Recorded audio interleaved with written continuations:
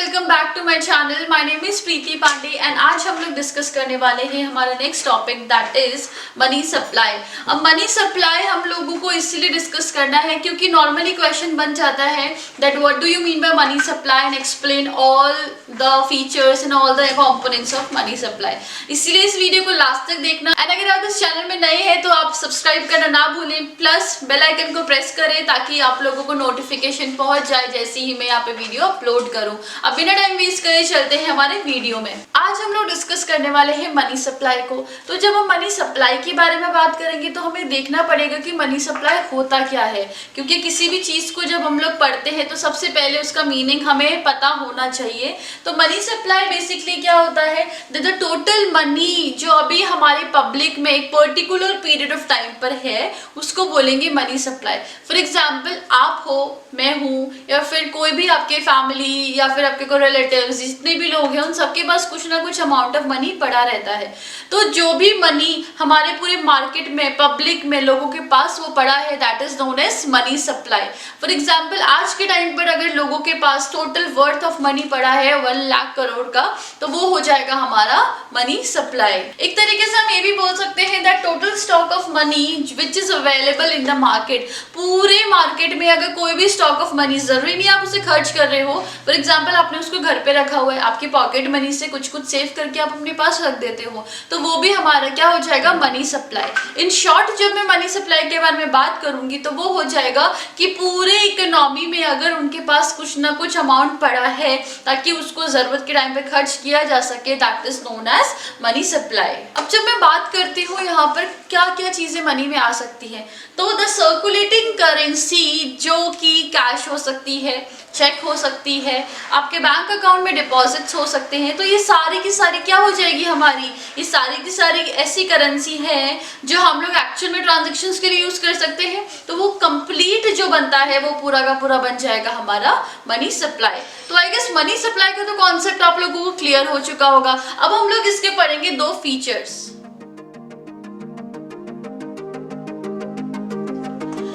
पहला इसका फीचर है that money held by all the public. अब पब्लिक में क्या क्या चीजें आ सकती है, बिजनेस आ सकता है, हाउस होल्ड आ सकता है, जितनी भी लोग हमारे प्राइवेट एंटरप्राइज, जितने भी हमारे पब्लिक में लोग अवेलेबल हैं, चाहे वो कंपनी क्यों ना हो, चाहे वो नॉर्मल हाउस होल्ड क्यों ना हो, तो उन सबके पास जो टोटल अमाउंट उन लोगों के पास पड़ा है वो होता है हमारा मनी सप्लाई। अब जो दूसरा फीचर है वो है हमारा that it is a stock concept. It is a stock concept मतलब कि जब भी हम मनी सप्लाई का काउंट कर रहे होते हैं, कैलकुलेट कर रहे होते हैं, तो वो हम लोग एक पर्टिकुलर पीरियड ऑफ टाइम पे देखा जाएगा। ये नहीं कि हम लोग कंटिन्यूसली किसी चीज को देख रहे हैं। मनी सप्लाई मतलब कि इस पर्टिकुलर पीरियड ऑफ टाइम में अभी लोगों के पास कितना पैसा, अगर आज मैं अभी यहाँ पे खड़ी हूँ, ये टाइम अगर अराउंड 10 o'clock हो रहा है, तो इस पर्टिकुलर पीरियड ऑफ टाइम में, इस मंथ में या इस ईयर में कितना वो अमाउंट उन लोगों के पास पड़ा है उसको मनी सप्लाई बोलेंगे। ये नहीं कि कंटिन्यूसली उसमें एडिशन हो रहा है और ये सब चीजें हो रही है। तो ये एक स्टॉक कॉन्सेप्ट है। ये क्वेश्चन यहाँ से बन सकता है कि money supply is a dash concept, तो आपके पास ऑप्शंस होंगे, then you have to take on the stock concept. तो स्टॉक कॉन्सेप्ट होता है मनी सप्लाई, बहुत इंपॉर्टेंट है, इसीलिए आप इसको अच्छे से ध्यान से याद रखना कि मनी सप्लाई जो है वो एक स्टॉक कॉन्सेप्ट होता है। अब ये तो थे हमारे 2 फीचर्स। अब हम लोग थोड़ा सा मनी सप्लाई के मेजर्स के बारे में देख लेते हैं। जैसे कि मेरे पास एक 100 रुपीज का नोट है या 10 रुपीज का नोट है, तो वो जितने भी करेंसी नोट्स हमारे होते हैं कौन से होते हैं, 100 हो गया, 10, 20, 50, 2000, 500, ये सारे के सारे कौन इशू करेगा, reserve bank of India issue करता है, मतलब आरबीआई इशू करेगा, वही ये बनाता है, उन्हीं के पास मोनोपोली है।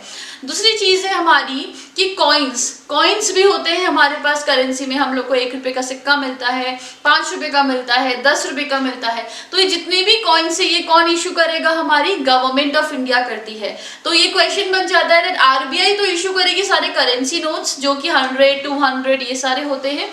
दूसरी चीज गवर्नमेंट ऑफ इंडिया क्या इशू करती है, हमारे पहली चीज तो कॉइन्स और दूसरी चीज हो गई 1 रुपए का नोट। तो ये 2 चीजें गवर्नमेंट ऑफ इंडिया इंट्रोड्यूस करती है, वही इशू करेंगी, और बाकी सारी चीजें आरबीआई इशू करती है। अब धीरे धीरे कॉन्सेप्ट में आगे बढ़ रहे हैं और देख रहे हैं कि मनी सप्लाई में होगा क्या। तो 1967 और 1968 के टाइम पर आरबीआई जो थी सिर्फ एक ही नॉर्मल मनी सप्लाई को यूज किया करती थी जिसमें अलग अलग चीजें होती थी।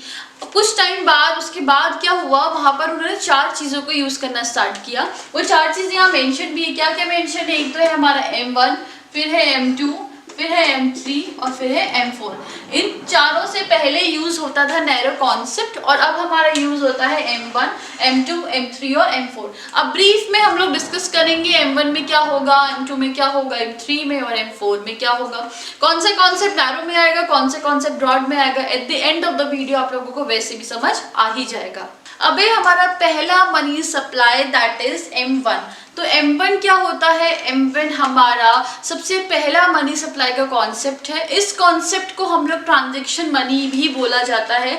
M1 जो होता है हमारा पहला मनी सप्लाई होगा और इसको ट्रांजैक्शन भी बोला जाएगा। अब इन सब में से सबसे ज्यादा लिक्विड, जब मैं बात करती हूँ लिक्विड की, लिक्विड मतलब होता है easy way to convert into cash. अगर मेरे पास कोई चीज पड़ी है, जैसे कि बैंक डिपॉजिट में अगर मेरे पास कुछ पैसा पड़ा है तो वो भी मेरा क्या हो जाएगा, लिक्विड हो जाएगा, क्योंकि वो डिपॉजिट आप इजीली इधर से उधर ट्रांसफर कर सकते हैं। लेकिन अगर मैं लैंड की बात करूं, मेरे पास एक लैंड है, तो क्या मुझे एक दिन के अंदर लैंड का जो अमाउंट है वो मिल जाएगा? लैंड किसी को बेच के नहीं मिलेगा, तो वो लिक्विड में नहीं आएगा। लेकिन लिक्विड क्या चीज होती है? लिक्विड कैश मतलब होता है ऐसी चीज जो जल्दी से जल्दी कैश में कन्वर्ट हो सकती है। तो मनी सप्लाई जो फर्स्ट है, मतलब M1 जो है वो मोस्ट लिक्विड होता है सारे फॉर्म्स में से।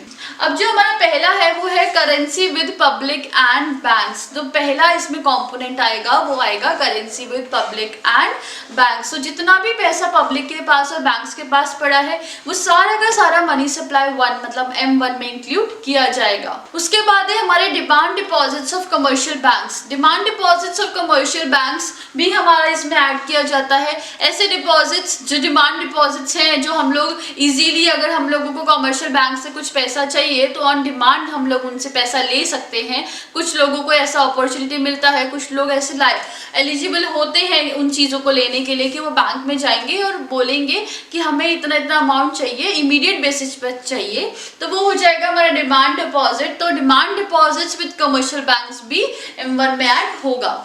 अब तीसरा है इसका कंपोनेंट वो है अदर डिपॉजिट्स विद RBI। मतलब 3 चीजें यहाँ पर ऐड की गई है। तो ये अदर डिपॉजिट्स विद RBI क्या है? तो कुछ कुछ कमर्शियल बैंक्स कुछ कुछ चीजें जो होती है वो RBI के पास डिपॉजिट करके रखती है, जो इजीली कन्वर्ट हो जाता है हमारे कैश में। तो ये तो था हमारे M1 के बारे में। अब हम लोग डिस्कस करेंगे हमारा M2। अब M2 क्या होता है? M2 बेसिकली हमारा M1 का ही कुछ ना कुछ मॉडिफिकेशन की हुई सप्लाई है। M1 में कोई चीज जब हम ऐड करेंगे तो निकल के आता है M2।